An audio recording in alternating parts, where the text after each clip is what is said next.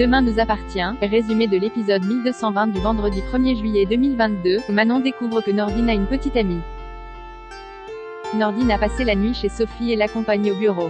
Sophie aimerait que Nordine perde cette habitude, car sa collègue va commencer à lui poser des questions.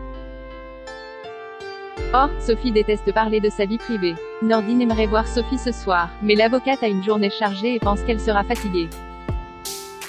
Nordine reçoit dans la foulée des notifications. Il explique à Sophie qu'il s'agit Manon.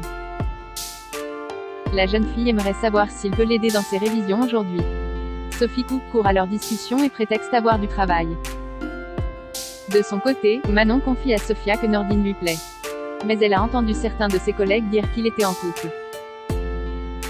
Manon est dépitée, car Nordine n'a pas répondu à son message.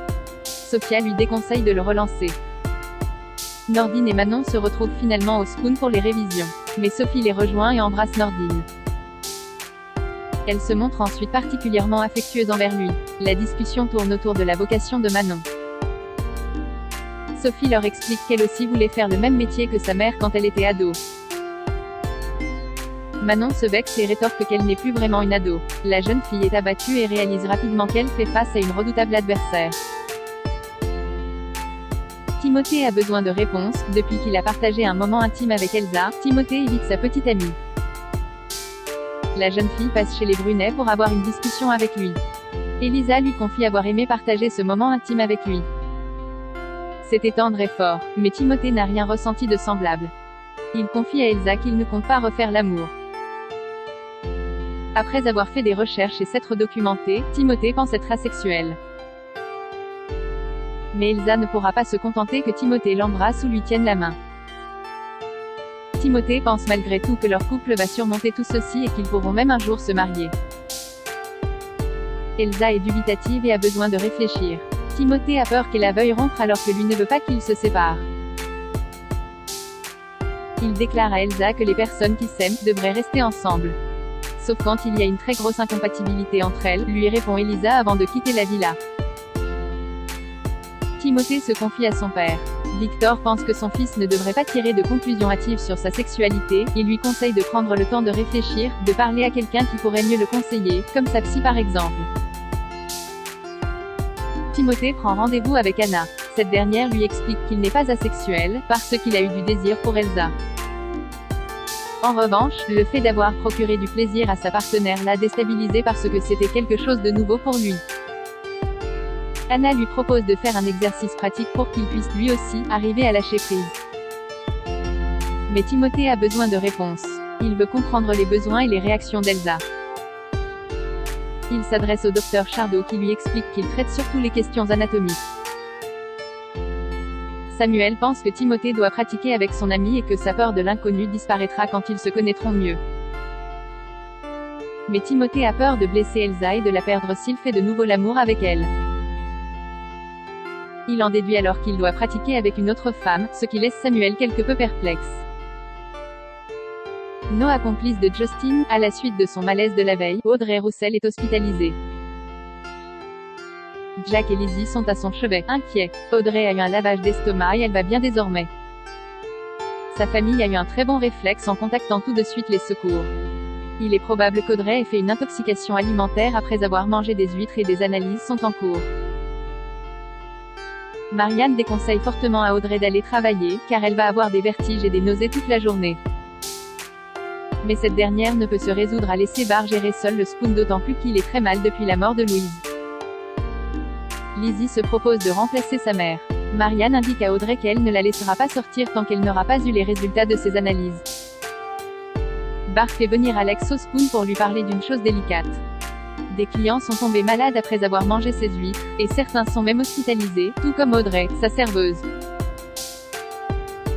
Alex est abasourdi d'autant plus que ses vitres sont nickel. D'ailleurs, elles ont été contrôlées la semaine dernière. Mais Barb a contacté un collègue restaurateur qui rencontre le même problème. Le fils d'Anna indique ensuite à Alex qu'il ne peut plus se fournir chez lui pour le moment. Ses clients refusent de manger des huîtres provenant de son mât depuis l'article incendiaire. Les analyses de l'hôpital révèlent que toutes les personnes qui ont consommé des huîtres ont été empoisonnées à l'arsenic. La dose était trop faible pour les tuer. Le responsable a juste voulu les rendre malades. La police scientifique a d'ailleurs relevé au des traces d'arsenic dans l'eau du plus petit bassin utilisé pour les huîtres destinées au restaurant. L'eau a été contaminée hier ou avant-hier. Martin en déduit que Justin a pu mettre de l'arsenic dans le bassin avant sa garde à vue.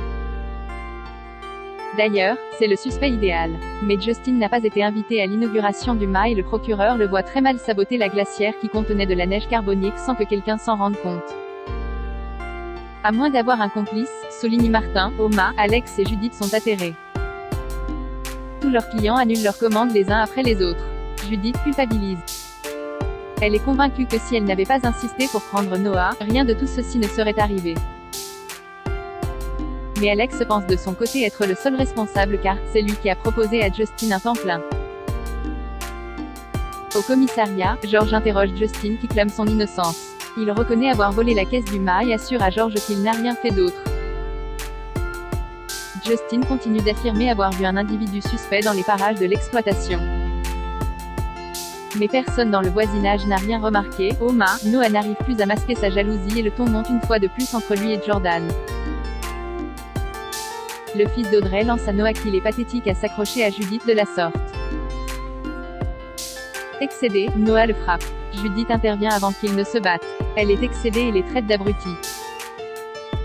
Judith désinfecte ensuite la blessure de Jordan. Cette violente altercation pousse la jeune femme à prendre une décision difficile. Judith renvoie Noah, Jaya retrouve Jordan et masque mal sa jalousie quand elle remarque que Judith s'est appliquée pour désinfecter la blessure de son petit ami. Elle demande à Jordan si la dispute entre Noah et lui a un rapport avec la jeune fille.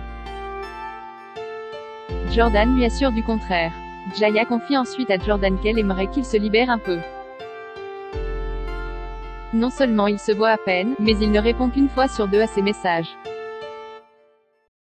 Jordan se justifie. Il est en train d'apprendre le boulot petit à petit et doit être très investi. C'est alors qu'Audrey rentre à la maison. Elle invite Jaya à rester dîner avec eux, mais la jeune fille décline son invitation. Puis, elle part sans embrasser Jordan pour lui dire au revoir. Au commissariat, l'enquête s'accélère. Roxane a vérifié le téléphone de Justin et a trouvé un message qu'il a reçu il y a une semaine et qu'il a effacé. L'expéditeur indiquait qu'il ne pouvait plus saquer l'écho ************ RDS de Delcourt. Et il s'agissait de Noah. Martin et un collègue se rendent au mât pour parler à Noah. Mais le jeune homme ment à Constant en lui affirmant connaître de but Justin. Le ton monte. Noah s'emporte et bouscule le collègue de Martin. Mais Constant empoigne Noah et lui signifie sa garde à vue. Noah est soupçonné de complicité d'attentat.